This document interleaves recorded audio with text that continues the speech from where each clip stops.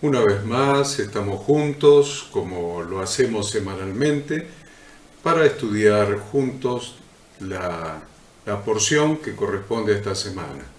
Todos ustedes saben que el Pentateuco se ha dividido hace muchos años, muchos años, más de 2000 años.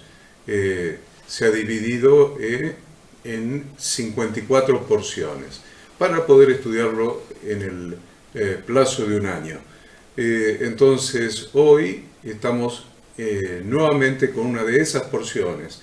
Corresponde a esta semana, no es que la porción corresponde al séptimo día de la semana, la porción corresponde a toda la semana.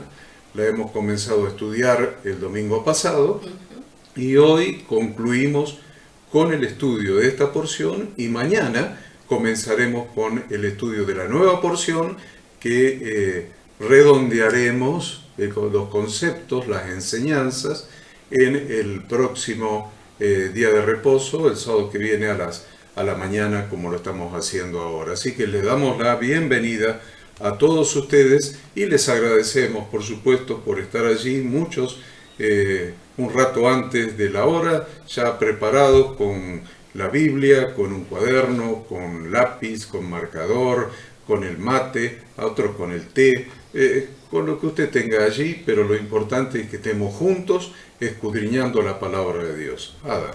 Muy buenos días a todos, agradecidos a Dios porque realmente tenemos esta libertad, este privilegio de compartir un sábado más con ustedes por la mañana, este día de reposo apartado para Yahweh, delicia para nuestra alma y con una porción realmente apasionante y fundamentalmente por la gran actualidad que tiene este tema del cual trata esta porción.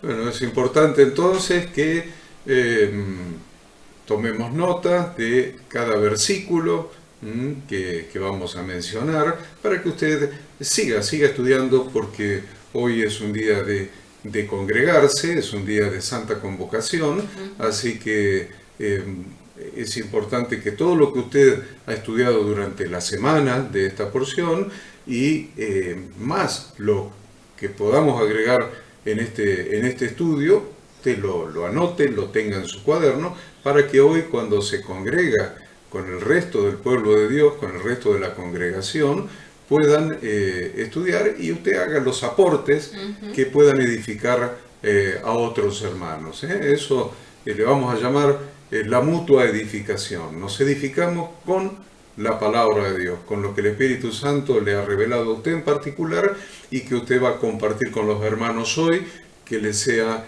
de edificación a los hermanos.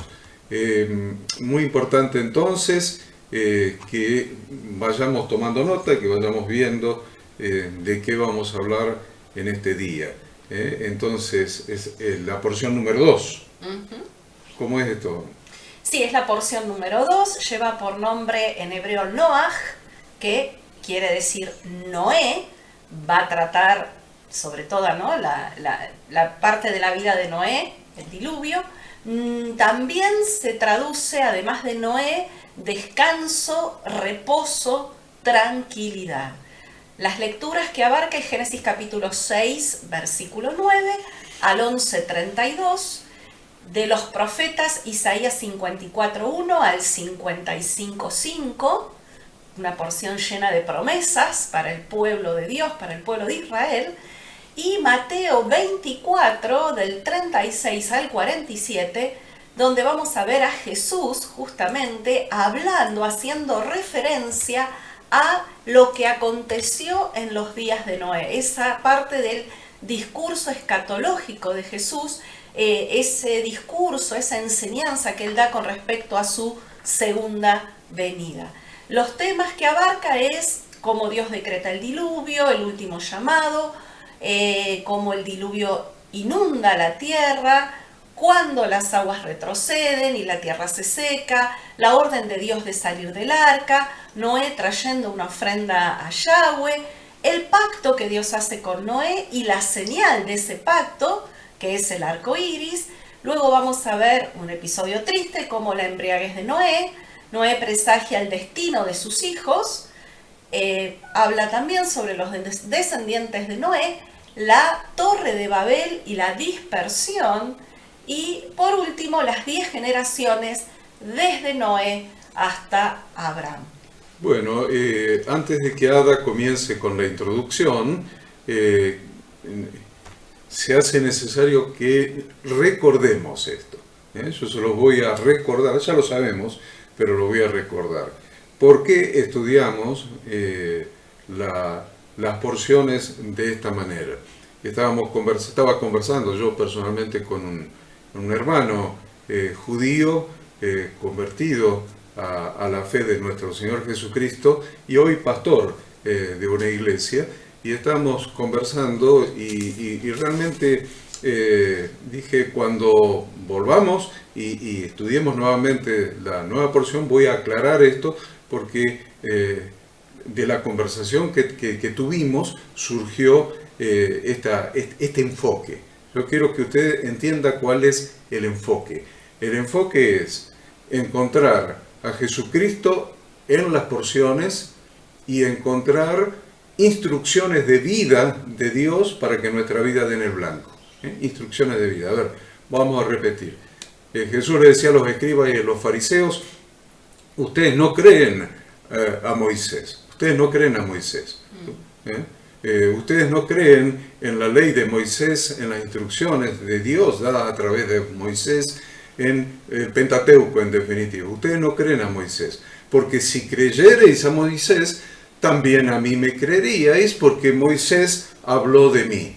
Eso dijo Jesús. Entonces, si Moisés habló de Jesucristo, entonces nosotros en cada porción semanal, vamos a buscar la revelación de Jesucristo en Moisés, o sea, en los escritos de Moisés, en la porción, en el Pentateuco, en las porciones del Pentateuco. Ahí vamos a buscar a Jesucristo. Lo primero que vamos a hacer. Y lo segundo que vamos a hacer es buscar instrucciones para esta nueva vida que tenemos en Cristo. De modo que si alguno está en Cristo, es nueva criatura. Las cosas viejas pasaron y aquí todas son hechas nuevas. Entonces, esta nueva vida requiere una instrucción de cómo vivirla. No podemos vivir una nueva vida como la que vivíamos antes, con las mismas costumbres, los mismos pensamientos, los mismos sentimientos que la vieja vida. No, la vida nueva, a partir del nuevo nacimiento en Cristo Jesús, requiere instrucciones de cómo debe ser vivida. Y eso es lo segundo que vamos a buscar en estas porciones. Entonces, acuérdense, es Jesucristo y las instrucciones de Dios para nuestro nuevo estilo de vida en Cristo Jesús. Entonces, ahora sí, Ada nos hace la introducción a esta porción. Bien, si vemos a Noé, ¿no? y su vida, podemos decir que es un hombre que se esfuerza por llegar a lo establecido por Dios, en contraste con una sociedad, una comunidad amoral que lo rodeaba, una sociedad, una comunidad alejada de Dios. Vemos que Noé se adhiere cuidadosamente a un código de comportamiento de acuerdo con las instrucciones de Dios. Dios envuelve la tierra en un diluvio y de esta forma la limpia de toda iniquidad y le brinda una segunda oportunidad a la humanidad. Esto es muy interesante, ¿no? Esto de una segunda oportunidad. Dios le da a Noé la oportunidad de volver a dar comienzo a la civilización. Pero, lamentablemente, vamos a ver que Noé da el paso equivocado y pierde esa oportunidad. Es interesante lo que dice Ada, de que limpia, como dijiste, limpia la tierra, de alguna manera, o a la humanidad de toda iniquidad. Bien, iniquidad. Un tema interesante porque tenemos un pastor amigo ahí, un pastor amigo en Río Cuarto, que hace un mes más o menos me dijo: Horacio, por favor ayúdame a hacer un estudio sobre la iniquidad. La iniquidad. Y acá dice que Dios envió el diluvio para limpiar la humanidad de toda iniquidad. Realmente, bueno, la iniquidad es la maldad hereditaria. Exactamente. Acuérdense, si quieren una definición, bueno, Quiroga, vos me estás escuchando, toma nota. Toma nota. Iniquidad es la maldad hereditaria.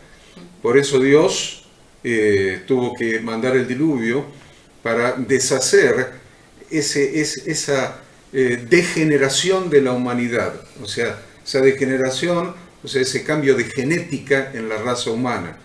Los ángeles caídos se llegaron a las hijas de los hombres y tuvieron hijos que no eran ni ángeles ni seres humanos. O sea, se cambió la genética. Entonces se implantó en la humanidad una genética inicua, llena de iniquidad, llena de maldad hereditaria. Como que era poca la maldad hereditaria que habíamos recibido de Adán y Eva. Como vimos la semana pasada. Entonces ahí tenemos una iniquidad, una maldad hereditaria de Adán y Eva por el pecado, porque entró la muerte en el mundo por el pecado de Adán y Eva. Encima, bueno, Satanás mandó a estos ángeles caídos para directamente cambiar la genética humana e introducir un nivel de iniquidad espantoso, un nivel de maldad impresionante. Entonces Dios no tuvo otra alternativa que destruir esas criaturas humanas, o algunas no eran humanas, eran mezcla. Esas criaturas mezcla, los tuvo que destruir con el diluvio. Ahí, eso es la aclaración que quiero hacer con relación a lo que Ada acaba de decir de la iniquidad. Adelante. Bien, y nos pareció interesante también contrastar, ¿no?, la vida de Moisés con la de Noé. Si bien Moisés va a aparecer mucho más adelante en la Torá, pero son dos personas muy importantes, ¿no?, a la luz de la palabra.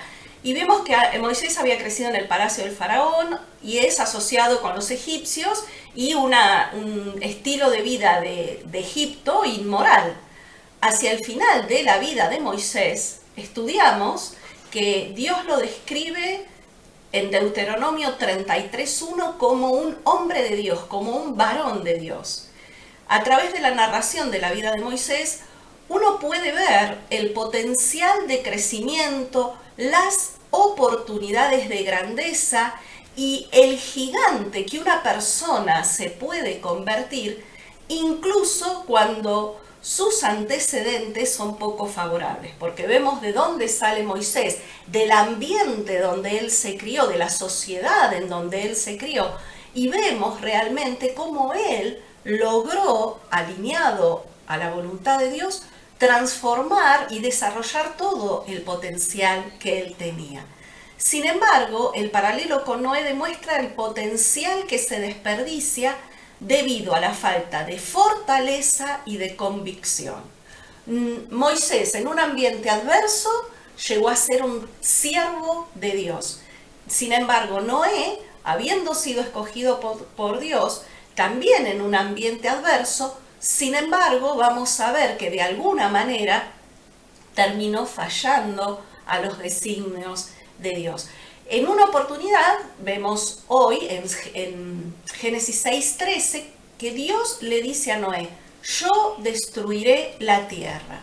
Y Noé, sin ningún acto de heroísmo, aceptó pasivamente lo que Dios decía y simplemente se ajustó a lo que Dios le dijo que tenía que hacer.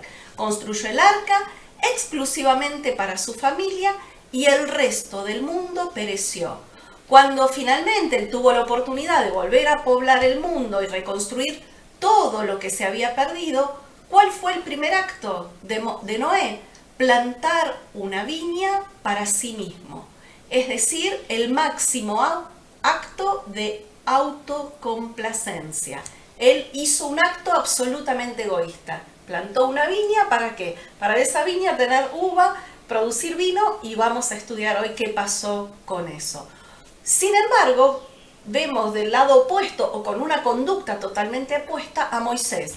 Porque Moisés, Dios le había dicho a Moisés en Éxodo 32:10, déjame que se encienda mi ira y los consumiré y haré de ti una gran nación. Dios le ofreció a Moisés comenzar también de cero, construir una nueva nación que fuera digna, con Moisés a la cabeza. Moisés podría haber reaccionado de una manera pasiva, como hizo Noé, y aceptar lo que Dios le dijo en ese momento. Sin embargo, es muy destacable que Moisés no aceptó una respuesta negativa de parte de Dios. Su verdadero heroísmo quedó expresado cuando desafió a Dios. ¿Para qué? Para bien propio no, para defender al pueblo. Le dijo en Éxodo 32:11 Moisés a Dios: ¿por qué Dios se encenderá tu ira contra tu pueblo? Por su propia historia personal, Moisés conocía bien el potencial de crecimiento. Y si lo llevamos a nuestra vida, ¿no? Muy a menudo seguimos el camino más fácil y nos concentramos únicamente en nuestros propios intereses personales a costa de las responsabilidades comunitarias, que obviamente son más complicadas, requieren mucho más esfuerzo y mucha más dedicación. Moisés optó por el camino que menos personas recorren, es decir, probablemente el camino más difícil. Moisés se enfocó en las necesidades de los demás y no en las suyas propias, en dictaminar las circunstancias en vez de dejar que las circunstancias dictaminen la realidad. Moisés triunfó tanto en lo que hace a sus logros personales como también a un bien mayor, porque él salvó a toda la nación del exterminio y logró, al final de su vida, el elevado estatus de ser un varón de Dios, de ser un siervo de Dios. Por lo tanto, de esta primera pequeña introducción, podemos decir que enfocarnos en las necesidades de los demás, de los otros, antes que en las propias, eleva nuestra existencia. Bien, esa última frase habría que anotarla, ¿no? Habría que anotarla. Enfocarse en las necesidades de los otros. Nos hace dignos. ¿Por qué nos hace dignos? Porque nos hace semejantes a Jesucristo. Nos hace semejantes a Dios mismo. Enfocarnos en las necesidades de los demás. ¿Qué contraste, no? Noé enfocado en sí mismo y su familia, y aún habiendo sobrevivido al diluvio, buscando su propio placer a través de la bebida, en este caso, y Moisés con una abnegación, con una negación de sí mismo permanente. Bueno, si ustedes miran, vamos a empezar con el capítulo 6, sí. En los primeros 8 versículos que correspondían a Bereshit, que correspondían a la parashá número 1, a la porción número 1 que estudiamos la semana pasada. No profundizamos demasiado con el tema de Noé porque lo íbamos a hacer en esta. Entonces, vamos a empezar ahí. Los primeros 8 versículos con que comienza el capítulo 6 habla de eso que yo les comenté recién, de los hijos de Dios teniendo relaciones con las hijas de los hombres y engendrando estos gigantes que poblaron la tierra desde la antigüedad. O sea, cambiando la genética humana. Cambiando la genética humana. No vamos a entrar en la teología de esto, bueno, usted puede mirar quiénes son los hijos de Dios, se lo puede encontrar en el libro de Job 1:6. Dice, no eran los ángeles, eran los hijos de Caín. Hay diversas corrientes teológicas que explican de dónde salieron los hijos de Dios. Bueno, algunos dicen, eran los hijos de Caín que habían sido desterrados, qué sé yo, qué cosa. Bueno, si usted mira Job 1:6, ahí le va a aclarar que se trata de los ángeles caídos. Y bien, va a tener Judas también. Yo se los doy para que anoten los versículos. Sí. Judas, capítulo 1, versículos 6 y 7. Va a tener en 2 Pedro, capítulo 4, versículos del 2 al 5. Lo repito, 2 Pedro, capítulo 4, versículos de 2 al 5. Entonces ahí van a tener la explicación en cuanto a estos hijos de Dios, o ángeles caídos, que se llegaron a las hijas de los hombres y tuvieron hijos mezcla, con una genética mezclada, que fueron los gigantes de la antigüedad, que subsistieron aún hasta la época del rey David. Sí. Porque ahí en la época del rey David aparecen los Goliat. Ya en la época de Moisés habían aparecido los somsomeos, los semitas, los Nefilim, cuando fueron los 12 espías a ver la tierra prometida, habían encontrado allí a los gigantes, ya había gigantes. Y aún hasta la época del rey David habían subsistido o sobrevivido estos 5 hermanos, 5 Goliats. Goliat no es el nombre personal del que mató David, no. Se llamaban Goliat a esos gigantes, 5 hermanos, que fueron luego exterminados los 4 que quedaban, porque David fue al río, tomó su onda, tomó su esa cosa que se ponen ahora acá adelante para llevar los documentos. La riñonera. La riñonera, tomó su riñonera, metió 5 piedras lisas del río. ¿Por qué 5 piedras? No, porque tenía poca fe David y tenía miedo de errar a la primera, y a la segunda, y a la tercera, y a la cuarta, y para eso tenía la quinta. No, Señor, tenía tanta fe que él pensaba que iba a salir este primer Goliat y los 5 hermanos, y los otros 4 hermanos también. Entonces había llevado piedras para matar a los 5. Y usted lea la historia de esto y va a ver que después se mata a los otros 4. Entonces, no vamos a entrar en la historia de los gigantes, lo que se llaman Nefilim, los gigantes. Es interesante mirarlo, mírelo, léalo, trate de sacar alguna enseñanza al respecto. Después seguimos de los versículos 9 al 22. Y es muy importante que ustedes vean en el 9, muy importante el versículo 9, porque el versículo 9 le está confirmando que Noé no tenía la genética contaminada. Esa genética que habían contaminado los ángeles caídos, mezclándose, teniendo relaciones con las hijas de los hombres, engendrando hijos, Noé venía desde Adán, con una genética pura, una genética humana pura. ¿Por qué es importante esto? Porque si no, no podría haber nacido Jesucristo.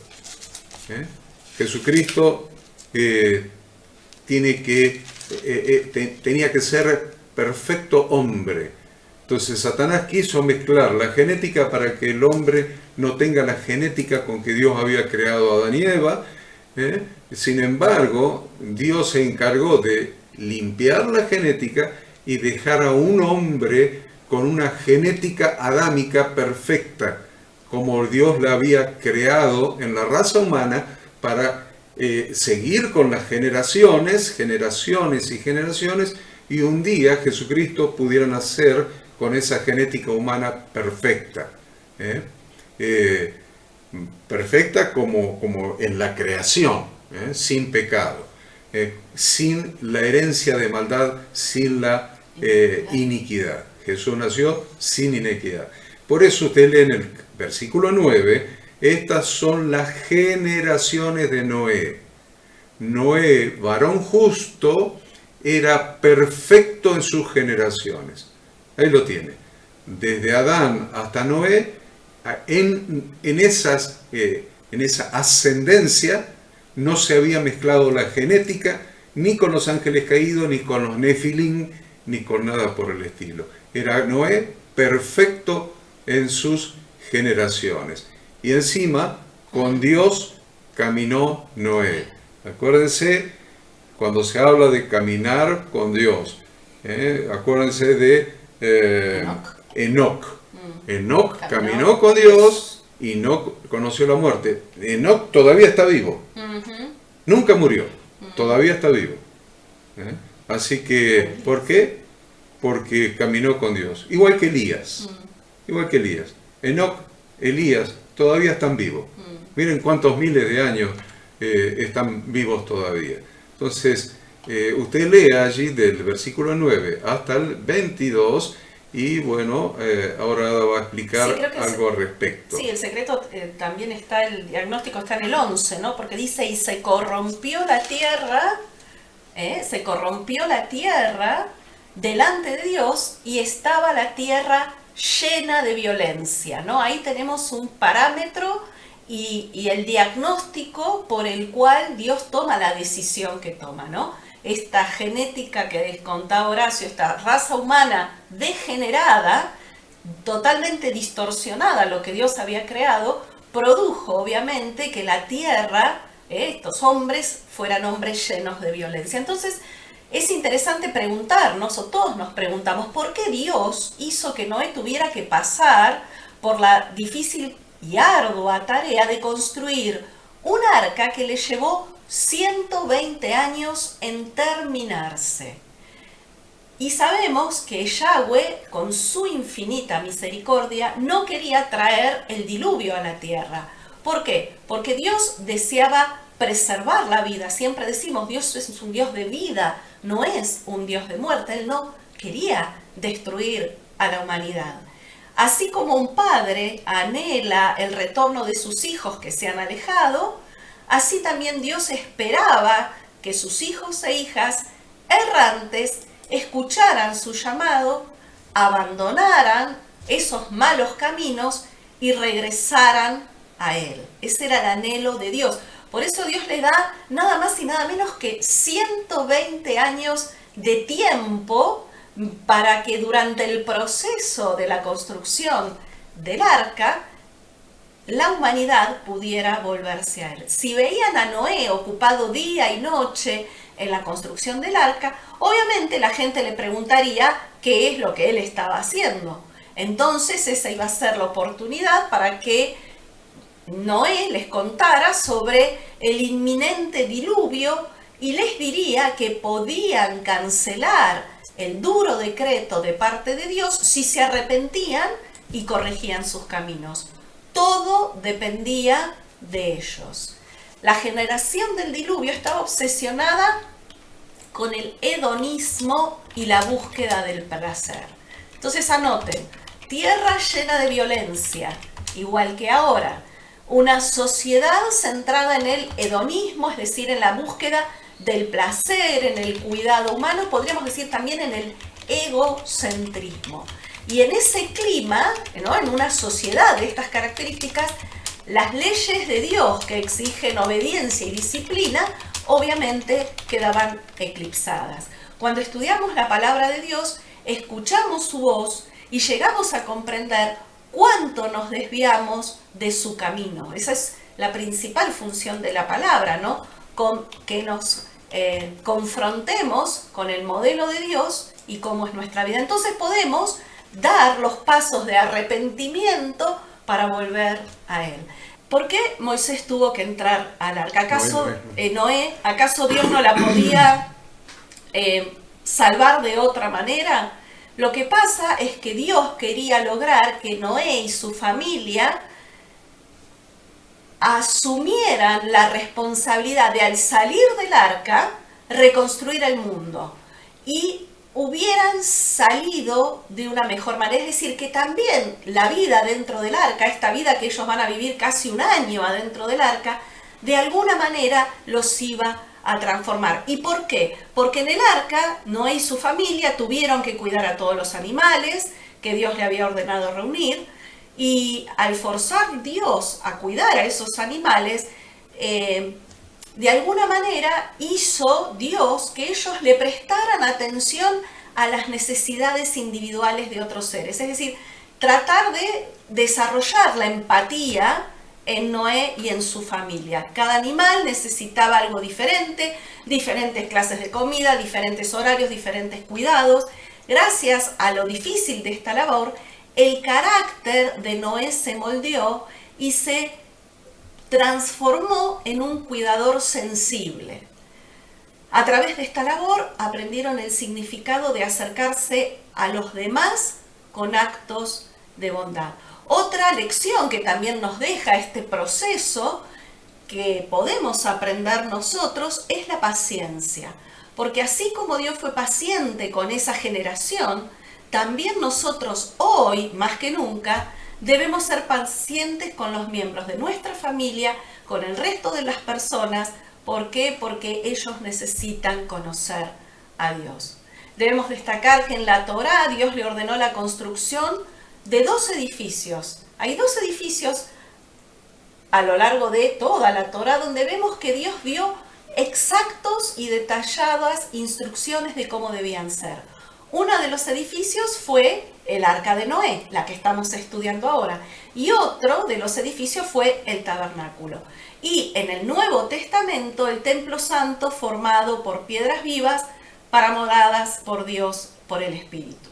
Si bien esas estructuras fueron construidas con diferencia de tiempo, el Arca de Noé y luego el tabernáculo, por razones diferentes y bajo distintas circunstancias, ambas tienen un denominador común. Las dos construcciones sirven como ejemplo del ideal del hogar. El arca representa ¿qué cosa? La seguridad, la protección, un lugar seguro, algo que todo hogar debe tener.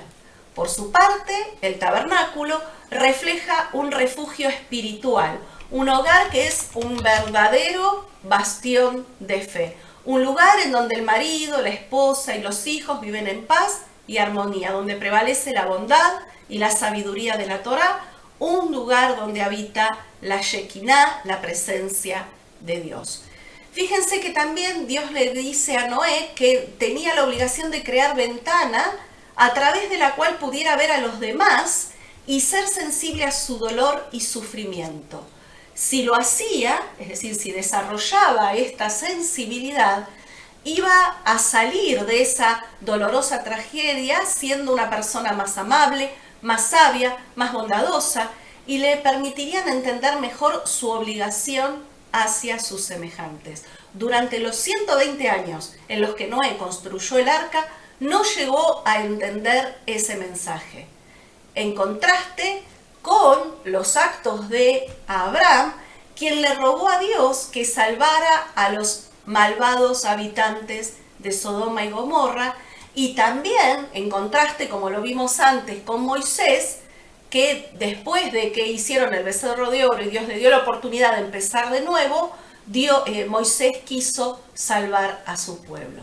Moisés permaneció callado y simplemente se limitó a construir el arca. En la actualidad, esta lección tiene total vigencia. Tenemos la responsabilidad de mirar por la ventana, sentir empatía con nuestros hermanos y hacer todo lo que podamos para aliviar su sufrimiento. Noé falló en la prueba de la responsabilidad colectiva. Como dijimos, se centró en sí mismo y perdió de vista el bien común. Bueno, vamos a ver un poquito el Nuevo Testamento.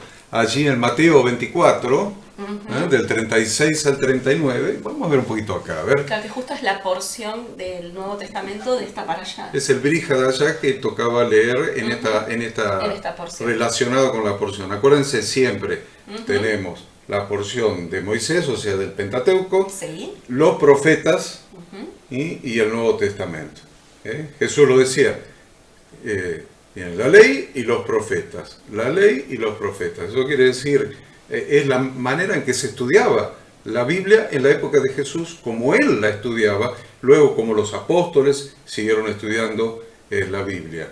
La ley y los profetas relacionados, que habló al principio, y el Nuevo Testamento le agregamos nosotros, porque con la época de Jesús no estaba escrito, entonces acá le agregamos del Nuevo Testamento estos versículos. Vamos a ver, dice, Jesús dice, Yahshua dice, pero del día y la hora de su segunda venida, nadie sabe, ni aun los ángeles de los cielos, sino solo mi Padre. Mas como en los días de Noé, así será la venida del Hijo del Hombre. Porque como en los días antes del diluvio, estaban comiendo, estaban bebiendo y casándose y dándose en casamiento, hasta el día en que Noé entró en el arca, y no entendieron hasta que vino el diluvio y se los llevó a todos. Así será también la venida del Hijo del Hombre. Entonces, a ver si lo podemos entender. Yo estaba tratando de explicarle esto a mi nieto ayer. Ayer estaba ahí hablando con mi nieto allá en Buenos Aires y estábamos ahí, yo sentado, él parado con una pelota, los chicos siempre andan pateando una pelota, pero estábamos conversando y yo le decía, mira, a ver, vamos a hacer un análisis. Hay dos reinos. Está el reino de Satanás y el reino de Dios. Jesús vino para hacer cercano al reino de Dios, para que a través de él podamos entrar en el reino de Dios. Entonces le preguntaba a mi nieto, ¿cuánta gente vos ves que, ya que Jesús vino a ser cercano al reino de Dios, cuánta gente vos ves que entra en el reino de Dios y cuánta gente vos ves que se queda en el reino de Satanás? ¿Cuántos entran en el reino de Dios? ¿Cuántos de tus compañeros de la escuela entraron en el reino de Dios? Él va a la escuela secundaria. ¿Cuántos amigos de tu padre, gente del barrio, cuántos conoces que entran en el reino de Dios? Y la verdad que el cómputo fue muy pobre. Eran algunos que su papá, o sea, nuestro hijo, había evangelizado en la plantación que está haciendo, había predicado el evangelio, y eran los únicos, y tal vez gente de alguna iglesia que conocía, pero la gran mayoría no había salido del reino de las tinieblas, seguía allí, entretenidos.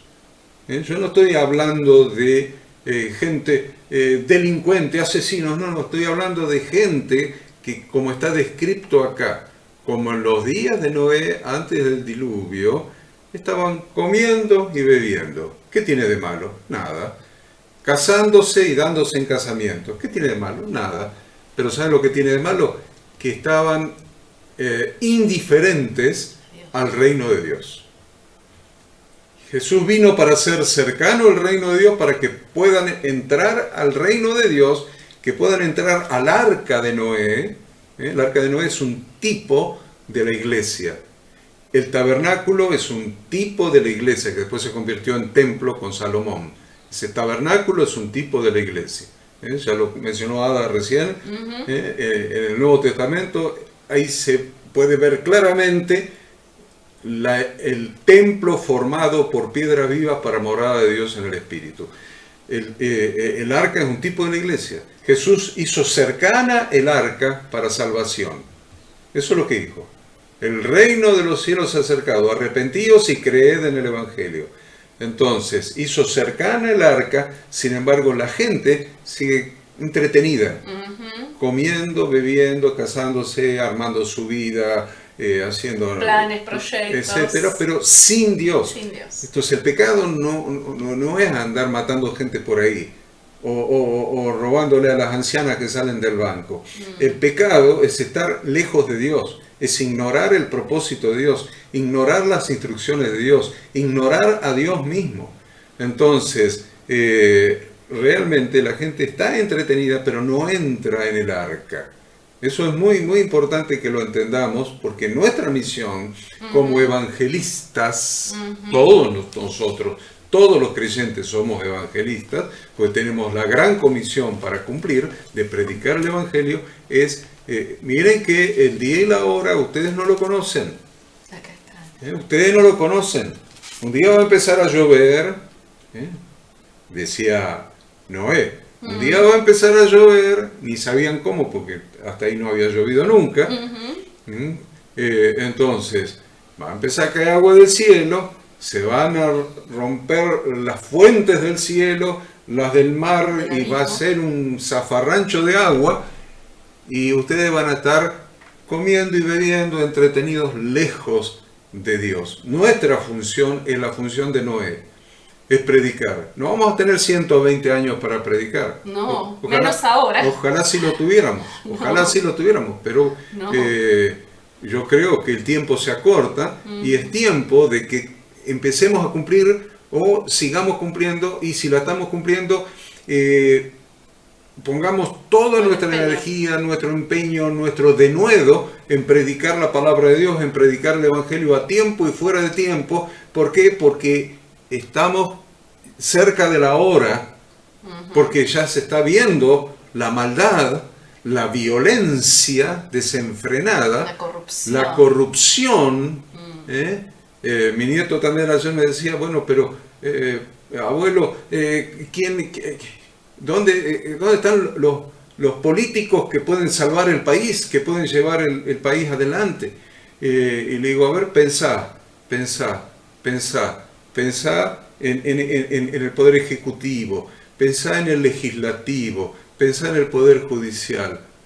Y él pensaba, y es un chico de 14 años, y él se daba cuenta que todo está lleno de maldad y de corrupción, todo lleno de iniquidad y todo lleno de violencia. Es como en los días de Noé. Es tiempo de predicar el Evangelio a tiempo y fuera de tiempo. ¿Qué tenés marcado ahí en la Biblia? Justamente en Mateo 24, Jesús dice en el versículo 44, por tanto también vosotros estad preparados, porque el Hijo del Hombre vendrá a la hora que no pensáis. ¿Quién es pues el siervo fiel y prudente, al cual puso su Señor sobre su casa, para que les dé el alimento a tiempo? Bienaventurado aquel siervo al cual, cuando su Señor venga, le halle haciendo así.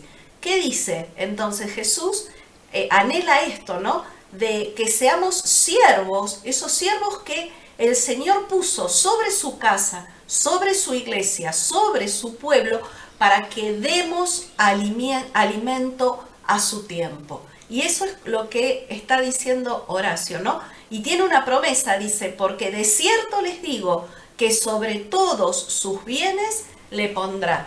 No lo hacemos por la recompensa, lo hacemos por obediencia y por amor a Dios. Y como la realidad actual es exactamente similar a lo que estaba pasando en los días de Noé, nuestra tarea, nuestro enfoque debe ser eso que hacemos semana tras semana, que usted hace cuando se reúne con sus hermanos en las distintas comunidades de fe, en las distintas congregaciones, en las distintas iglesias. Exhortarnos, alentarnos, alimentarnos, alinearnos con la palabra de Dios, descubrir esas instrucciones para ponerlas por obra, que seamos esos atalayas, esos portavoces, porque el tiempo está cercano. Si ustedes miran en Génesis 6 estamos, ¿no? En el 5 y después saltean hasta el 11 y van del 11 al 13 para encontrar que hay tres palabras que caracterizan a ese tiempo, que son las tres palabras que caracterizan a este tiempo que nos toca vivir. Que son las tres palabras, son maldad, corrupción y violencia. Maldad, corrupción y violencia. Ven, versículo 5, después del 11 al 13. Y subraye, maldad, violencia y corrupción. Entonces, cuando la maldad, la corrupción y la violencia se habían multiplicado en cada ser humano, de manera que los pensamientos de su corazón, dice eso también, Sí. Dice, entonces, de manera que los pensamientos de su corazón eran solamente el mal, ahí tiene la iniquidad. Dios decidió hacer justicia en su mundo, porque de Yahweh es la tierra y su plenitud, el mundo y los que en él habitan. O sea que Dios hizo justicia en su mundo a través de un diluvio. Pero eligió a un hombre para que construyese un arca de salvación. Sin embargo, los únicos seres humanos que ingresaron al arca y se salvaron fueron los miembros de la familia de este hombre, cuyo nombre es Noé. Entonces, vamos a ver la figura. Vamos a ver la figura que tiene que ver con nosotros esto. A ver, Noé es tipo de Jesucristo. Perfecto en sus generaciones. Es Jesucristo. Tipo de Jesucristo. Es figura. Figura. El arca es tipo de la iglesia. Es figura de la iglesia. El diluvio es figura de la segunda venida de Cristo. Y la familia de Noé es figura de la familia de Dios. Mírenlo y vuelva a leerlo para que podamos entender que la situación de hoy no es muy diferente. Diferente. Entonces, ante nosotros está primero la oportunidad de ver y analizar nuestra vida. Lo primero que tenemos que hacer es mirar, escudriñar, mirarnos para adentro, mirar nuestros sentimientos, mirar nuestros pensamientos y mirar nuestras acciones. Sentimientos, porque del corazón salen todas las cosas, dijo Jesús, nuestros pensamientos, y de nuestros pensamientos sale lo que nosotros hacemos. Sentimientos, pensamientos y acciones. Entonces, ver y analizar eso. ¿Hemos retornado a Dios verdaderamente? ¿Cómo sabemos si hemos retornado a Dios? ¿Porque hacemos una oración o cantamos una canción o porque vamos a la iglesia los domingos? No. Vamos a verlo si retornamos o no a Dios, si retornamos a sus caminos. ¿Y cuáles son sus caminos? Jesucristo es el camino, es el que nos vino a enseñar toda la Torá. Él no tuvo 3, 4 años, lo que haya durado su ministerio, diciendo arrepentidos porque el reino de los cielos se ha acercado, porque se hubiera cansado hubiera cansado a la gente de decir esa frase. Siempre la misma frase. Él fue un maestro, fue un rabí, le decían maestro, rabí, fue un rabino de Torá. Estuvo todo ese tiempo enseñando las instrucciones de Dios,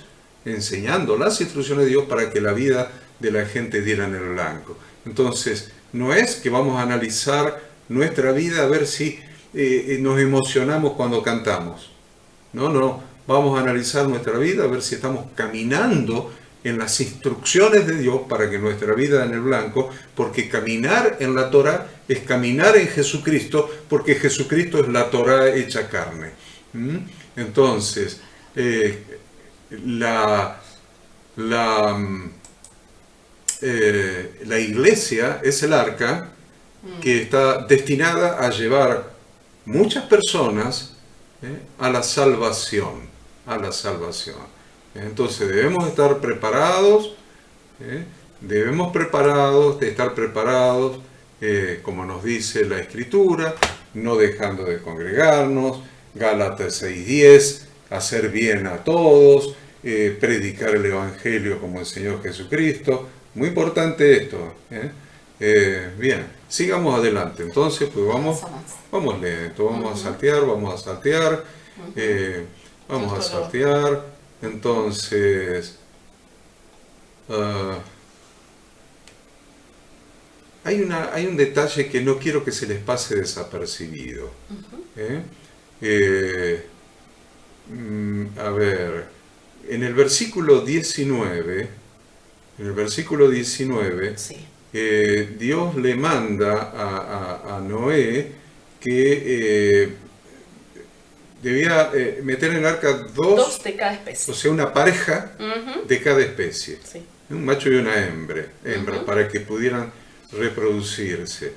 Sin embargo, vemos también en las Escrituras que Dios le había mandado que meta 7 parejas de los animales puros y solamente una pareja de los animales impuros. En el 7:2 dice, de todo animal limpio tomarás 7 parejas, macho y su hembra, más de los animales que no son limpios, una pareja, el macho y su hembra. Bien, la pregunta es simple. Vamos a una pregunta simple, para que ustedes piensen. ¿Cuánto faltaba para que naciera Moisés? ¿Cuánto faltaba para que llegaran al monte Sinaí y recibieran la Torá? ¿Cuántos? Muchos años. Siglos. Sin embargo, ¿cómo sabía Moisés cuáles eran Noé, ¿cómo sabía Noé cuáles animales eran puros y cuáles impuros? ¿Cuáles limpios y cuáles no limpios? ¿Cuáles kosher y cuáles inmundo? ¿Cómo sabía? Sí, no existía todavía Levítico 11. No existía Levítico. Entonces, ahí le estamos confirmando de que la Torá, la ley de Dios, la Torá, los mandamientos, no fueron dados a Moisés, mucho menos a los judíos. La Torá de Dios es eterna. y ya le fue dada a Adán, a Eva, a Caín, a Abel, Abraham. al resto de las generaciones, a todos los patriarcas, matriarcas, a todas las ascendencias, hasta Abraham. Ya Abraham conocía la Torá. Conocía la Torá. Entonces, acuérdense entonces que los mandamientos, la Torá, es para todo ser humano. La salvación es para todo ser humano. No existen leyes noágidas y leyes mosaicas de Moisés. No existe. Eso es un invento para hacer una grieta entre los judíos y los gentiles que se quieran convertir e ingresar al pueblo de Dios a través de Jesucristo. Es un invento perverso, producto de la iniquidad del ser humano. No hay 7 leyes noágidas y 10 mandamientos dados por Dios a través de Moisés. Existen los mandamientos dados por Dios a través de Moisés, que son para toda la humanidad, para el judío y para el extranjero. Una misma ley tendrán, dice la Torá. Una misma ley tendrán el judío y el extranjero. Entonces, no existen las leyes noágidas, las de Noé, las 7. No crean en los inventos de gente que quiere que usted se pierda. Gente malvada que quiere que usted se pierda. No, vamos a la ley que Dios dio a Moisés, pero que no fue más que pasar en limpio lo que ya Dios le había dado a Adán, a Eva y al resto de la humanidad, incluyendo a todo el resto. Dice, no, pero no le dio la circuncisión. Está bien, pero en los 10 mandamientos tampoco está. Así que no se preocupe, porque los engañadores siempre tienen algún argumento que dice, no, esto es para nosotros, no es para ustedes. No. Mi Dios es mío. Mi Dios es mío. Mi Dios, Yahweh, Yud-Hei, Vav-Hei, el Dios de la creación, del universo, el Dios que escogió un pueblo como modelo para evangelizar a toda la humanidad, no para que se separen y se crean superiores. Y creó ese modelo que se llamó Israel para evangelizar a toda la humanidad y que toda la humanidad se volviera a Dios. No para los que lo hicieron.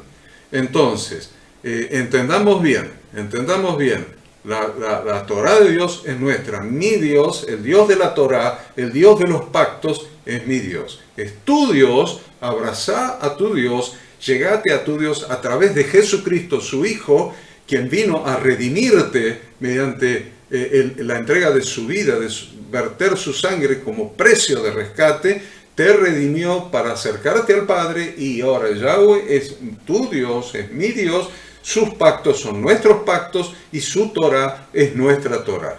Simple. Génesis capítulo 7. Bien, vamos a ver que en el capítulo 7 básicamente va a estar descrito, ¿no?, el diluvio, ¿no? Esto que había sido anunciado. Entonces en el capítulo 7 vamos a ver el cumplimiento de eso que Dios había prometido. Y fíjense que el capítulo 7, versículo 1, Génesis 7:1, vuelve a decir, dijo luego Yahweh a Noé, entra tú y toda tu casa en el arca, porque a ti he visto justo delante de mí en esta generación. El hombre más justo dentro de esa sociedad corrompida y perversa era Noé. Por eso Dios le propone acá, le dice, listo, se acabó el tiempo, algo que también está por pasar, ¿no? Cuando se termine el tiempo de la plenitud de los gentiles y Dios diga, hasta aquí puede haber la conversión de los gentiles. Eso pasó en este momento. Dios dijo hasta aquí, y ahí entonces va a pasar lo del diluvio. Y está bien descrito todo el proceso que Dios hizo. Muy bien, qué bueno que está. Y la verdad que en el año 600 de la vida de Noé, versículos del 10 al 24. Tenía 600 años. Tenía Noé. 600 Noé cuando comenzó el diluvio. En el segundo mes, dice la Torá. En el segundo mes, el día 17. Qué bárbaro. Y ahí empezó el diluvio. No sabemos bien cómo habrá sido, pero yo creo que debe haber sido espantoso. Algunos dicen, no, empezó una lluviecita y después la lluviecita empezó a hacerse más grande. Usted lea, hay mucha literatura, pero también hay mucha fantasía. Empezó como una lluviecita y después se agrandó la lluvia. Para mí fue un maremoto directamente. Pero bueno, también es fantasía mía, ¿no? Tampoco me cree. Pero tampoco le creo a esos que andan fantaseando para otro lado. Tampoco me cree a mí. El asunto es que el diluvio se produjo y cumplió la justicia de Dios. Vemos que Yahweh cerró la puerta para guardar bien seguros dentro del arca a quienes habían optado por la vida y para dejar afuera a todos los demás. Y la verdad, lo dice la palabra, y en Romanos 11, 25 al 27, va a llegar el día en que Dios cerrará la puerta a los gentiles.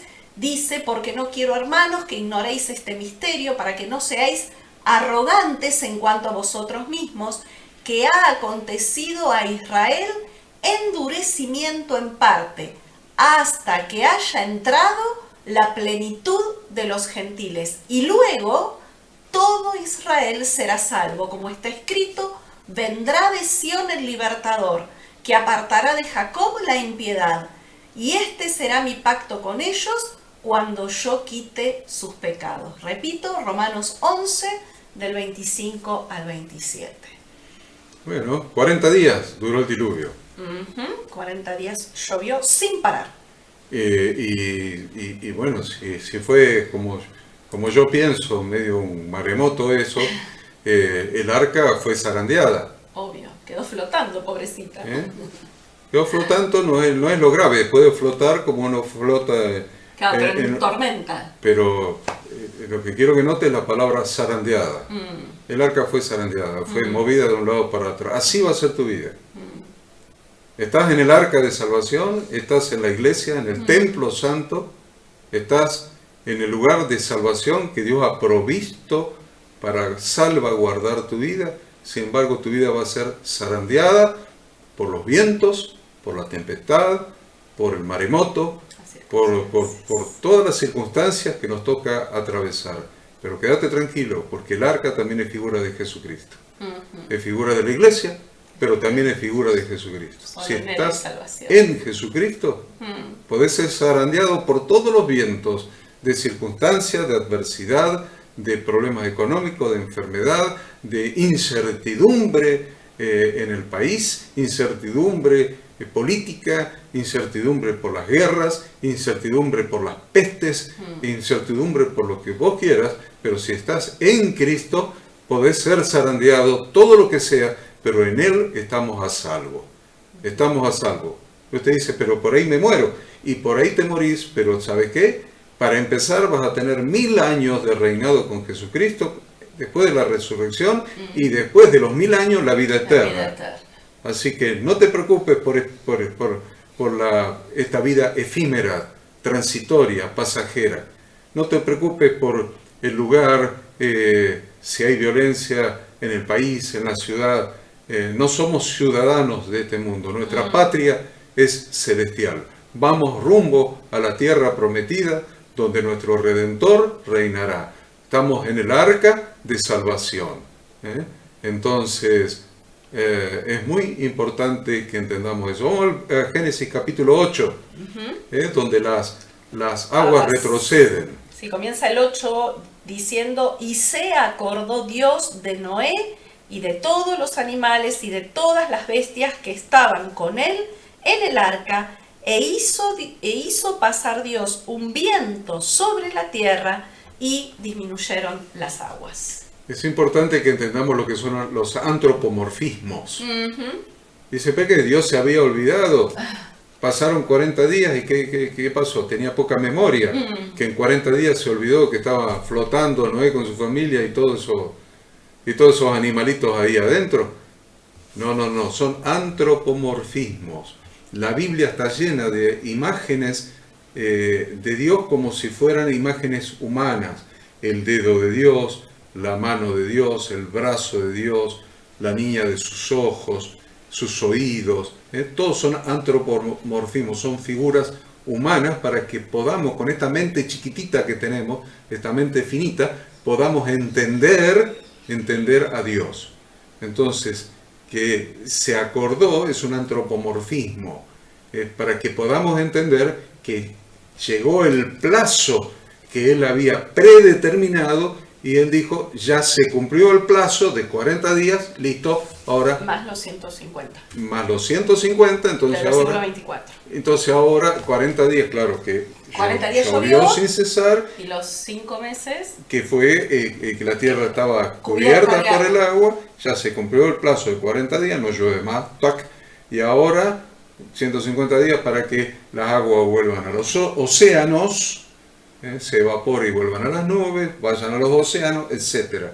Dios no es que se había olvidado, no, es que es la figura para que entendamos que se cumplió su tiempo de que él había decretado. Él es el único que puede decretar. Vos no podés decretar. Yo no puedo. Decretá. ¿Qué decretar? El único que puede decretar es Dios. Es muy importante. Y ahí del 3 al 6 dice que fue el día primero del mes séptimo, 150 días después, que el agua comenzó a retroceder. Fue el día 17 del mes séptimo, cuando la base del arca se posó en la cumbre de las montañas de Ararat. Dios tiene tiempos y lugares de reposo para los suyos. Después, como decía Horacio, que hemos sido zarandeados. Recién en el 10º mes se pudo divisar las cimas de las montañas. 40 días más tarde, Noé abrió la ventana del arca para ver cuándo sería posible salir del arca y empezar a restablecer una vida normal en la tierra. Dios tiene un calendario. Usted lea Levítico 23, estúdielo, y Dios hace todo en sus calendarios. Jesucristo nació de acuerdo al calendario de Dios en una fecha establecida en Levítico 23. Fue crucificado en una fecha de Levítico 23. Fue sepultado, resucitó, fue primicias.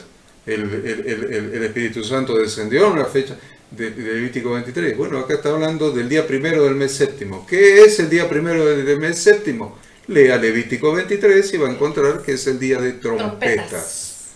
Entonces, no me voy a meter en este estudio, estaríamos un montón de tiempo, sí. Pero pídanle al pastor Enzo que él les explique todo este tema de los tiempos, pidan que se lo explique, pidan que lo grabe, que lo suba en YouTube y véalo 50 veces hasta que lo pueda entender cabalmente, porque la Biblia, todos los tiempos proféticos son tiempos en las fechas que Dios ha predeterminado y las ha revelado a los suyos. Entonces, Él no va a venir para nosotros como ladrón en la noche, porque nosotros no estamos en tinieblas como los otros. Porque Él ha revelado a través de su palabra todas las fechas, todos los acontecimientos. Bien, vamos a avanzar, pero bueno, ahí también está descrito, Dios primero va a enviar el cuervo va a regresar, todavía no había ninguna vegetación asomando, luego va a mandar a la paloma, así que bueno, es muy interesante, pero del 16 al 19, del capítulo 8, ahí Dios da la orden de que salieran del arca. Entonces le pidió a Noé que saliera y que reconstruyera el mundo. Dios se manifestó como el Dios que creó y que preserva el universo natural y que rejuvenecería el mundo que había permanecido prácticamente inactivo durante un año, porque en definitiva el proceso desde que empezó a llover hasta que Noé sale del arca es 365 días. Fueron 365 días, un año completo, en los cuales la tierra fue inhabitable. Bien, algo interesante que apenas Noé sale, en el versículo 20 nos muestra que él trajo una ofrenda, él se dio cuenta que Dios fue el que lo salvó de las aguas del diluvio y deseó traerle una ofrenda y un holocausto. Las ofrendas sabemos que están dirigidas a Yahweh, este Dios compasivo que desea la vida, no la muerte ni el sufrimiento. Y sabemos también que siempre el objetivo de los sacrificios del Antiguo Testamento es posibilitar la cercanía de las personas con Dios y su consagración a Dios, que es lo que Noé hace cuando él sale del arca. Por eso él tenía la obligación, ¿no?, de guardar estos animales limpios, porque justamente esos animales limpios eran los que se ofrecían en sacrificio. Bien, y el versículo 22, terminando el capítulo 8, dice: mientras la tierra permanezca, no cesarán la sementera y la siega, el frío y el calor, el verano y el invierno, el día y la noche. Entonces Dios le promete a Noé que la naturaleza no se va a alterar más. Le aseguró que mientras el mundo continúe existiendo, no cesará el ciclo natural de las estaciones, lo cual implica que durante el diluvio este ciclo obviamente estuvo ausente. Y bueno, aquí es muy importante también el capítulo 9, ¿no?, porque es el que habla sobre la reconstrucción de un mundo en ruinas y del pacto que Dios va a hacer con Noé. Qué bueno. Entonces, empieza como en Génesis capítulo 1, ¿no? Sí. O 2 y 3. Entonces, fructificad y multiplicaos. Entonces, 9.1 dice: bendijo Dios a Noé y a sus hijos y les dijo: fructificad y multiplicaos y llenad la tierra. Hay una diferencia que en el versículo 3 nos menciona que el ser humano comienza a comer animales. Sí. Hasta ahí había sido herbívoro, vegetariano, vegano, qué sé yo, Vegetariano. lo que sea, vegetariano. Y acá en el versículo 3 Dios le da la autorización de comer animales. ¿Por qué lo hace? Es la pregunta. ¿Qué dice el versículo 3? A ver, para que dice: entendamos. todo lo que se mueve y vive, todo lo que se mueve y vive, os será para mantenimiento. Así como las legumbres y plantas verdes, os lo he dado todo. Ese permiso de comer carne no le había sido dado a Adán y Eva. Es la primera vez que a la humanidad en Noé se le da el permiso para comer carne. ¿Por qué Dios lo hace? Porque Dios ya está prefigurando a Jesucristo. Ya está prefigurando a Jesucristo. Entonces, el sacrificio de animales inocentes. Eso es lo que tenemos que entender, la palabra inocentes. Sacrificio de animales inocentes para comer. Jesús dijo: mi carne es verdadera comida y mi sangre es verdadera bebida. ¿Vieron? Ya es una prefigura, ya Dios empezaba a prefigurar a Jesucristo. Entonces, ¿en qué se ve fundamentalmente esa prefigura? En el versículo 4. ¿Qué dice el versículo 4? Pero carne con su vida, que es su sangre, no comeréis. Entonces, muchos dicen: ¿pero qué tiene de malo comer la morcilla o la sangre o lo que sea? Tiene de malo lo siguiente: tiene de malo que Dios le dio al ser humano el permiso de comer la carne, y Dios dijo: la sangre es mía. A ver, lo voy a repetir porque algunos no lo entienden. Dios le dijo al ser humano: yo te autorizo a comer carne, pero la sangre, dijo Dios, es mía. ¿Por qué es mía? Porque es figura de la sangre de Jesucristo, es la figura de la sangre que mi Hijo va a derramar en la cruz del Calvario como precio de rescate, como precio de redención por los pecados de la humanidad, por la humanidad. Entonces, la sangre, dijo Dios, es mía.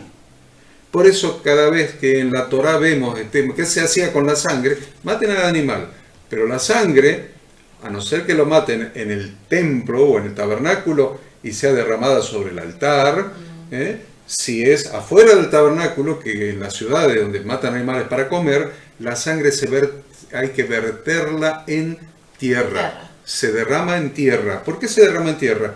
Porque la tierra es de Dios y la sangre es de Dios. ¿Por qué es de Dios? Porque figura de la sangre de su Hijo. Entonces no se podía comer, había que derramarla en tierra, o en el altar, en el templo, o en tierra si no estaban en el templo. Entendamos esto, porque muchos no entienden por qué la prohibición de comer sangre. La prohibición de comer sangre es porque la sangre es exclusivamente de Dios, porque significa el precio que su Hijo derramó, porque en la sangre está la vida. Y Jesucristo derramó su vida en la cruz al derramar su sangre como precio de rescate delante de Dios por nuestra redención. Espero haberlo explicado bien, si no, rebobínelo y mírelo de vuelta cuando esto esté subido a YouTube. Bien, bueno, luego habla del versículo 9 en adelante, va a hablar del pacto, ¿no?, que Dios hace y la señal, ¿no?, porque siempre que Dios ha hecho un pacto con el hombre ha tenido una señal. Y el versículo 13, 9:13 dice: mi arco he puesto en las nubes, el cual será por señal del pacto entre mí y la tierra. Y vemos también esto interesante, ¿no?, cómo Satanás y su sistema del mundo ha distorsionado esto y ha usado el arco iris, esa señal del pacto de Dios con Noé y esa promesa de no volver a destruir la humanidad por medio del diluvio. La vemos hoy distorsionada en la bandera, con los colores de la bandera.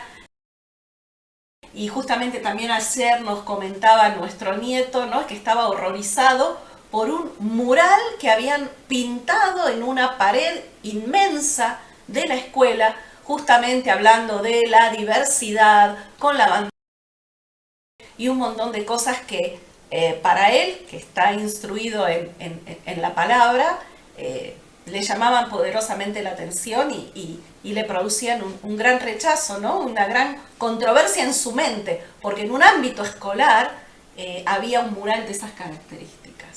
Bien, después viene del versículo 18 al 27, la embriaguez de Noé y su desnudez.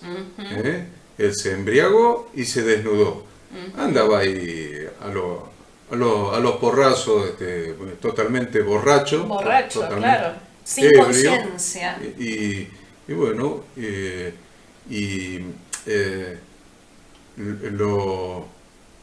sus tres hijos, Sí. dos se burlaron del padre, sin embargo Sem lo cubrió. Lo cubrió su desnudez, honró a su padre. Entonces Dios profetiza, Noé profetiza de los versículos 24 al 27 el destino de sus hijos. Entonces ahí está la profecía. Y de los versículos 28 y 29 está la muerte de Noé.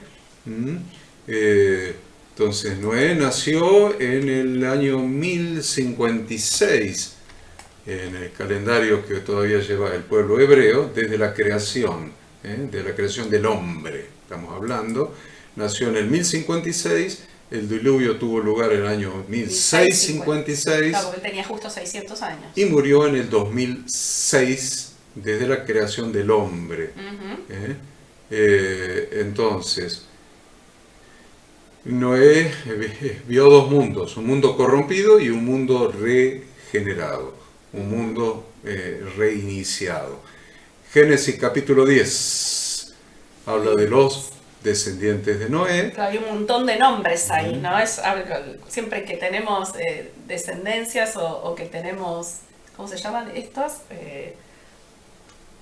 Cuando se dice la genealogía, la genealogía. Bien, ahí tenemos un montón de nombres, del cual vamos obviamente a rescatar a Sem. ¿Por qué? Porque en el 22 dice: los hijos de Sem fueron Elam, Asur, Arfaxad, Lud y Aram, y es de Arfaxad que va luego a descender Abraham. Bueno, y de Abraham llegamos a Jesucristo. Génesis capítulo 11 habla de la Torre de Babel, versículos 1 al 9, la Torre de Babel y la confusión de los idiomas. Sí, esto es importante. De los idiomas. ¿Por qué es tan importante la confusión de los idiomas? ¿Y por qué produce que Dios descienda, confunda los idiomas, y la confusión de los idiomas produce una dispersión? No pudieron seguir juntos. Es muy interesante porque el idioma, el habla, es la principal característica que Dios puso en el ser humano para la comunicación. Entonces, vamos con este tema, porque todo el mundo estaba unido por el idioma, Exactamente. porque se podían comunicar entre ellos. Entre ellos con un mismo lenguaje y tenían un mismo propósito, ¿no? Entonces, en esta circunstancia, ellos planearon construir una torre e invadir los cielos para luchar contra Dios. Ahora, si nos ponemos a pensar, ¿no? ¿Qué probabilidad tiene alguien de enfrentarse con Dios y poder vencer a Dios, ¿no? Dios mismo da testimonio en la Torá respecto a que mientras se mantengan unidos, nada impedirá que logren su objetivo, a pesar de que su emprendimiento se oponga diametralmente al propósito divino, ¿no? O sea, claramente ellos tenían el mismo idioma, tenían un objetivo en común, quisieron construir una torre para llegar al cielo. Para frustrar la rebelión, ¿qué hace Dios? Dios sembró entre ellos semillas de disensión, porque dice, vengan, descendamos y confundamos su lengua para que cada uno no entienda la lengua de su compañero. Esto está en Génesis 11:7.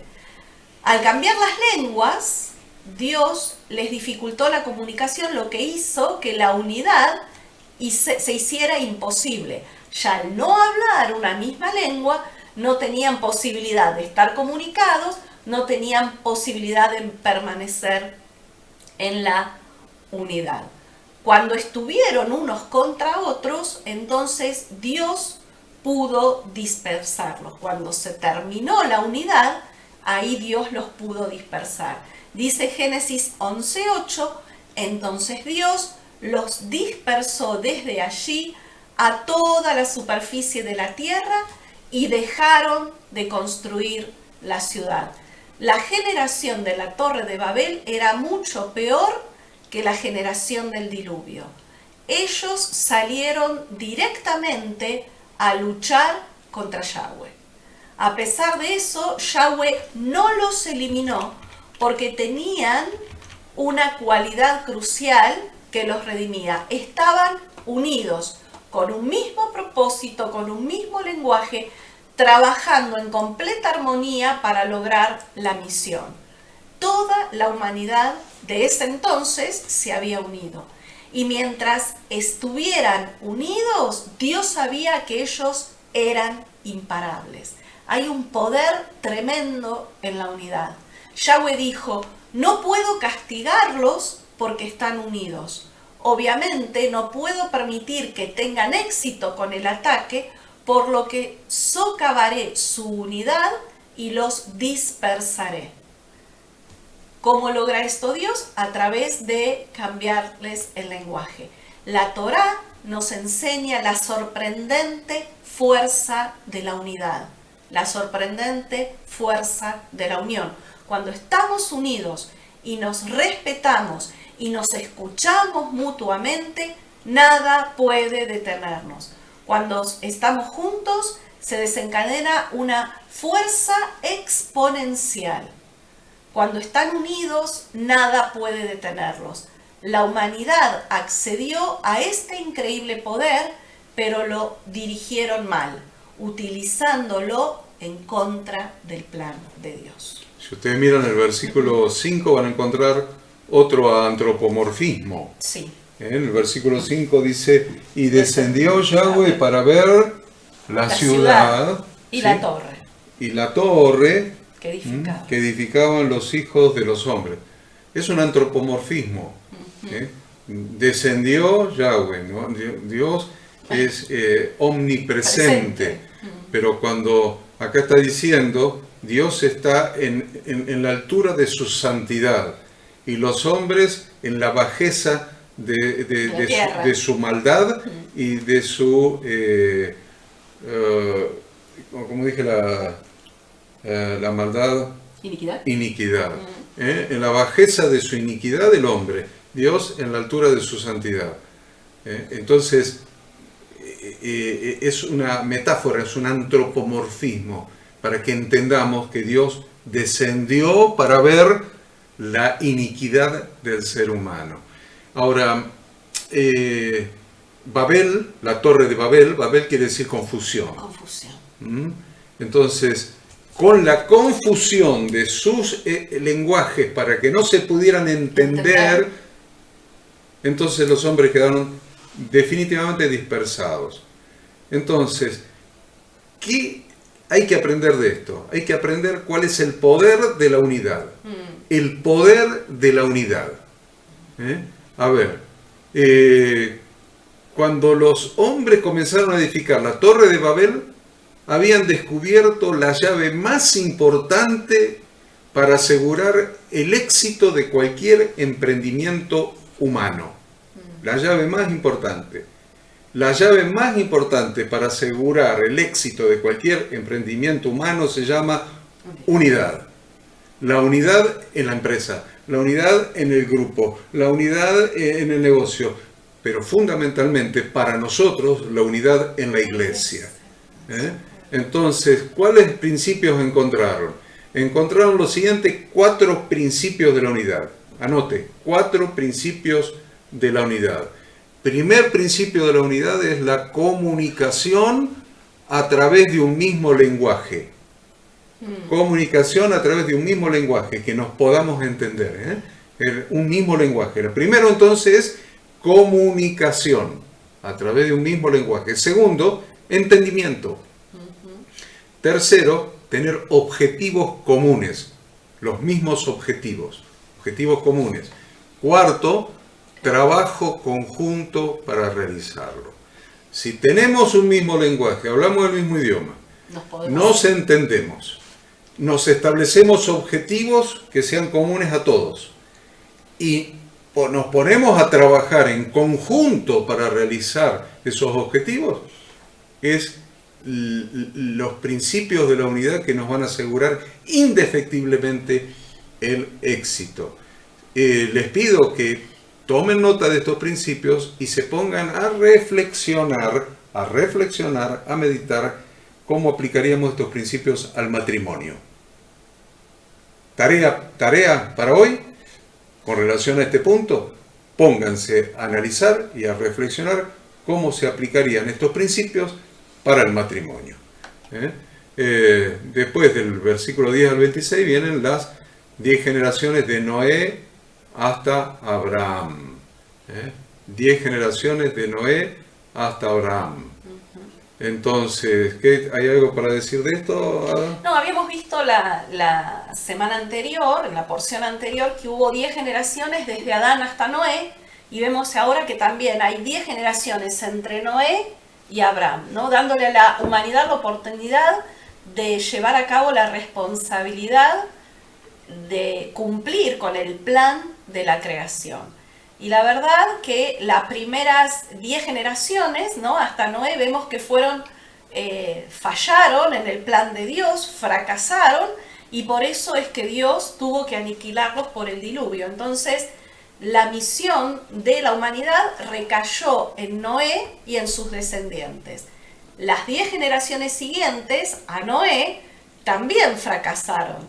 Sin embargo, vamos a llegar hasta Abraham, quien va a lograr evitar la catástrofe. Abraham asumió el papel que le había correspondido a toda la raza humana. Él y sus descendientes serían los hombres de Dios y van a cargar la responsabilidad de llevar adelante el plan de Dios. Se da aquí, en este capítulo, una genealogía que termina en Abraham, que es llamado el amigo de Dios, y que conduce posteriormente hasta Yahshua, hasta Jesucristo, quien fue la simiente prometida, hijo de Abraham, y desde Abraham es computada su genealogía. Cuando estudiamos a Yahshua y vemos su genealogía, vemos que ahí en el Nuevo Testamento se remonta justamente hasta Abraham. Lo único que figura en esta lista es el nombre y la edad de los patriarcas. Por lo tanto, vemos cómo gradualmente la vida fue descendiendo, ¿no? Al principio vivían 900 años, 800 años, 600 años, inclusive producto del diluvio, no nos detuvimos ahí, pero Dios dice, no contenderá mi espíritu con el hombre para siempre y será su vida 120 años. Bueno, entonces para terminar, yo quiero hablar un poquito de el matrimonio, para que les quede este mensaje, además de todo lo que hemos hablado, que les quede un mensaje de unidad para el matrimonio. No se olviden que la degeneración de la raza humana se hizo antes del diluvio y ahora es como los días de Noé. Entonces, estamos en un tiempo similar donde Satanás está atacando a la familia. Hemos visto eso antes del diluvio, hemos visto eso antes de la destrucción de Sodoma y Gomorra, hemos visto imperios caer a través de la, de la degeneración sexual. Entonces, Dios crea una figura que es una institución que se llama matrimonio. El matrimonio no lo creó ningún político, ningún sistema jurídico, ningún código civil de ningún país, no lo creó el registro civil, el matrimonio lo creó Dios, lo inventó Dios. Lo hizo dormir a Adán, fabricó a Eva y trajo y se la presentó a su marido y le dijo, te presento a Eva. Y Adán abrió los ojos, la miró y dijo, esto es ahora hueso de mis huesos y carne de mi carne, será llamada Isha, porque de Ish, será llamada varona porque del varón fue tomada, Isha en hebreo de Ish. Entonces, el matrimonio es la creación de Dios más gráfica y representativa de la unidad. Si tomemos en cuenta entonces la concepción tripartita del ser humano, espíritu, alma y cuerpo, la unión entre ambos cónyuges, ambos miembros de la pareja, necesariamente debe ser también en estos tres aspectos para dar como resultado una unidad completa. El matrimonio es un misterio tan profundo que ni siquiera la teología ha podido descifrarlo totalmente. Leemos a Pablo en Efesios 5, 31 y 32, por esto dejará el hombre a su padre y a su madre, y se unirá a su mujer, y los dos serán una sola carne. Y miren lo que dice Pablo, ni él lo había entendido. Grande es este misterio, mas yo digo esto respecto de Cristo y de la Iglesia. Este gran misterio consiste en establecer la relación más íntima, la relación más profunda, la relación más transparente que el ser humano pueda jamás experimentar. Amando a otra persona que antes no conocíamos. ¿Vieron? Antes no la conocía. Yo no la conocía a Ada desde que nací. Ni ella me conocía a mí desde que nació. Entonces, amando a otra persona que antes no conocíamos y con quien un día tuvimos un encuentro y que por amor decidimos unirnos en uno solo, para toda la vida, comprometiéndonos a cuidarnos y satisfacernos todas las necesidades mutuamente y con ternura, no por obligación, con ternura. Ahora, acá quiero llegar como mensaje.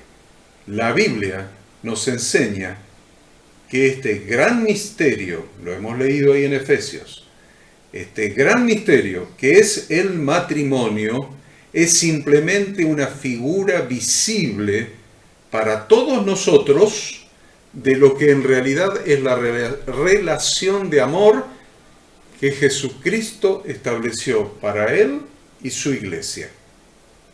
Lo leímos ahí en Efesios 5:32.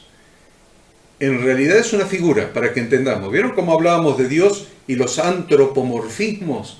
Que Dios tomaba Formas humanas. Figuras humanas, formas humanas. O cualidades humanas. O cualidades humanas para que lo podamos entender en nuestra mente finita. Bueno, Dios inventó algo. Inventó al hombre y a la mujer, los unió en matrimonio. ¿Sabe para qué? Para que nuestra mente finita pueda entender lo que Dios quiere con su hijo y la iglesia. Una esposa para su hijo. Entonces, no podríamos entender esa relación de amor, ese vínculo, esa relación de amor, si no tuviéramos esta figura del matrimonio que en definitiva genera hijos y preserva la raza humana. Entonces, cada uno de nosotros, escuche esto que le voy a decir para terminar, cada uno de nosotros tiene la oportunidad de recibir el amor de Jesucristo y de unirse con Él para toda la eternidad. Igual que el matrimonio. Lo voy a repetir a eso. Ustedes, nosotros, usted, yo. Cada uno de nosotros tiene la oportunidad de recibir el amor de Jesucristo y de unirse con Él para toda la eternidad. Recibiéndolo en el corazón. Uniendo, haciendo un pacto con Él. Tiene la oportunidad de recibirlo. Y tiene la oportunidad, miren, como yo cuido a mi esposa, como yo la cuido, como yo la protejo, como cuido su corazón, sus emociones, su cuerpo, su salud, como yo la cuido, estoy pendiente permanentemente de cuidarlo, bueno, si yo me uno a Jesucristo, ¿saben lo que voy a recibir? Lo mismo. Voy a recibir del Señor el cuidado tierno y la satisfacción de todas nuestras necesidades. Dejar entrar a Jesucristo en nuestro corazón, que es el centro de nuestra vida, hace que nos hagamos uno con Él. Dice Juan 1:12, mas a todos los que le recibieron, a los que creen en su nombre, Jesucristo les dio potestad de ser hechos hijos de Dios. Nos tenemos que hacer uno con el Hijo, uno con Jesucristo, ser guardados en Él como la hendidura de la peña, ser guardados en Él, entrar en Él a la adoración a Dios, entrar en Él al lugar santísimo, entrar en Él a una nueva vida, de modo que si alguno está en Cristo es nueva criatura, en Él. Así es la perfecta unidad que Dios quiere que entendamos en la parashá de hoy. Ser uno con Jesucristo. Uno. Que Él sea el centro de nuestra vida. Que sus enseñanzas sean lo que rigen nuestros sentimientos, nuestros pensamientos y nuestros hábitos. Nada. Bueno, muchas gracias por acompañarnos, un privilegio estar juntos, los esperamos nuevamente el próximo sábado a las 10 de la mañana para avanzar en la porción que se refiere en este caso al llamado y a la vida de Abraham. Tengan un hermoso día de reposo, no dejen de congregarse. Shabbat Shalom. Bendiciones para todos.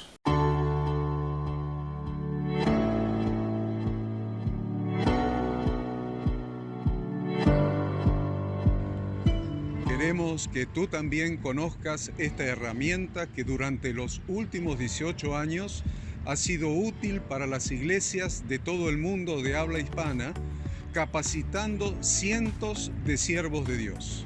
Las formas de aprender están cambiando y Ministerio Bíblico Internacional, a través de su facultad bíblica, brinda programas de formación ministerial bíblica, teológica y práctica para la multiplicación y edificación de la iglesia 100% online. Respondiendo a las necesidades de hoy, para aquellos que no cuentan con la posibilidad de asistir a clases presenciales, donde quiera que estés, en todo lugar, recibirás el material de estudio y verás las clases en vivo y on demand, accediendo a través de tu celular, PC, tablet o Smart TV. Recibe tu capacitación en las siguientes carreras: diplomado en teología para maestros de grupos de evangelismo y discipulado, licenciatura en teología pastoral, diplomado en Teología y Práctica Ministerial para pastores, líderes y servidores.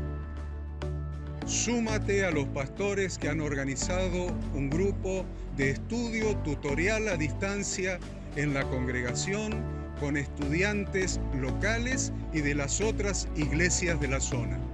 Esta es tu oportunidad como seguidor de Cristo para comenzar tus estudios y completar tus exámenes desde la comodidad de tu hogar y en los horarios que tengas disponibles. Súmate al liderazgo de este tiempo y adquiere las habilidades, herramientas y valores necesarios para impactar el mundo con la palabra de Dios y transformar la vida de aquellos que creen al Evangelio. Para más información, ingresá a facultadbiblica.com.